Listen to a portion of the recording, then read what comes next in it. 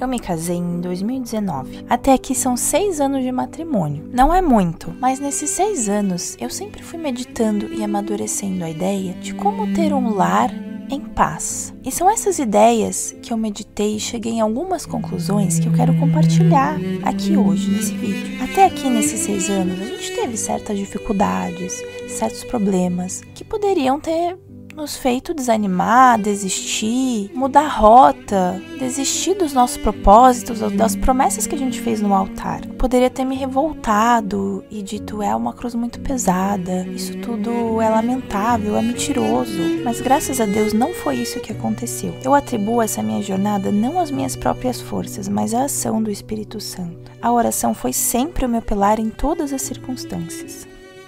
Quando a gente começa a criar uma família, a gente tem expectativas, idealizações de que a família vai ser linda, as crianças sorrindo, o marido feliz, a mulher fazendo tudo que ela quer. E quando a gente entra, nesse cotidiano familiar, a gente percebe que as coisas não são assim. E a gente pode se frustrar, porque a gente percebe que a realidade não é aquilo que a gente imaginou. As crianças não nascem perfeitas. A gente tem dilemas sobre o que fazer da nossa vida, da vida dos filhos, como agradar o marido. E a gente se pergunta, cadê a pessoa que eu era antes de me casar? Cadê a minha rotina? Cadê o meu cotidiano? Então tudo isso pode fazer com que a gente desanime, mas não precisa ser assim. Por isso é importante a gente tomar consciência de alguns pontos para que a gente consiga viver melhor a vocação familiar. Para formar um lar é preciso que a gente tenha paciência, porque enquanto somos jovens mães, jovens pais, ainda estamos nos autoconhecendo, entendendo os nossos limites, sabendo até onde nós podemos ir, de que modo fazer, como se doar mais sem comprometer o devido descanso e assim por diante. Eu acredito que nós podemos nos basear em alguns pontos para a construção de um lar saudável, e é isso que eu quero falar aqui para você. O primeiro ponto é a oração. A oração deve ser o nosso primeiro guia para tudo. Colocar nossa esperança apenas na intervenção divina. Tudo o que queremos, nossas dificuldades, a gente precisa entregar nas mãos de Jesus e pedir respostas, pedir auxílio. Isso é muito, muito importante. Depois, em segundo lugar, é importante que a gente queira sempre ser melhor, analisar nossa consciência, ver que em ponto podemos melhorar a cada dia, incessantemente. A palavra aqui é agir sempre para além da oração. E aqui pode haver um engano. Achar que ser melhor é se apagar, é se esquecer, é não cuidar de si em diversas esferas, e aqui eu não digo nem esteticamente, enquanto mães, mas cuidar do nosso espírito, do nosso intelecto, tudo isso é muito importante. Então agir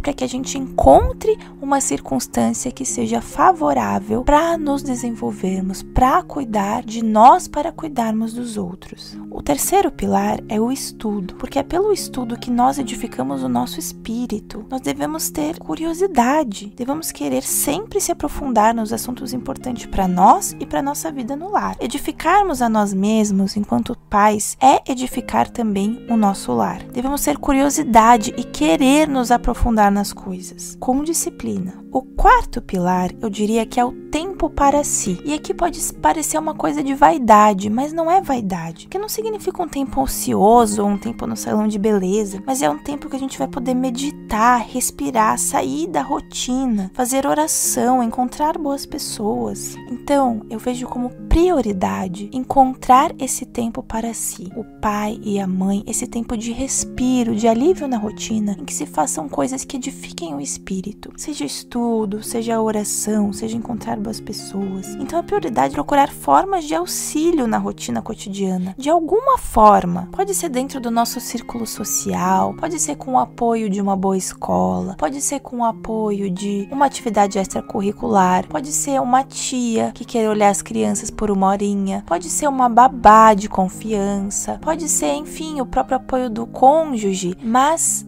procurar por tempos de respiro na rotina. Isso é muito, muito importante. É isso que vai trazer aquela edificação que a gente precisa para encarar o nosso cotidiano enquanto família, que é cheio de desafios, de uma forma plena. Devemos colocar como prioridade tirar um pouco do peso dos nossos ombros, de alguma forma. Por último, mas não menos importante, eu vejo que é muito necessário a rotina e a educação. É imprescindível educar as crianças para que saibam conviver bens e tranquilas, colocar limites verdadeiros nas crianças, seja no comportamento, na vida cotidiana, mas também nos horários, né? A gente precisa ter previsibilidade na rotina. A gente precisa saber quando nós vamos acordar, quando nós vamos dormir, quando nós vamos comer, que horas vamos fazer isso, o que vamos fazer a cada dia. É importante ter essa previsibilidade, tanto de horários e ações, quanto de comportamento das crianças. A gente não pode sentir que a gente está o tempo inteiro engolido pelo furacão da dinâmica familiar. A educação e colocar limites ajuda muito nisso. E a rotina também, de ter horários fixos para tomar banho, para dormir, para comer. Um outro pilar é amar muito, mas muito mesmo, os nossos filhos, no sentido de olhar para eles como seres indefesos, precisam da nossa ajuda. Quando eles fazem algo errado, eles não estão simplesmente querendo nos fazer um mal, mas eles estão como que implorando pela nossa ajuda, para que a gente os eduque, para que a gente coloque eles no trilho certo, para que a gente tenha paciência, para que a gente os ajude a amadurecerem.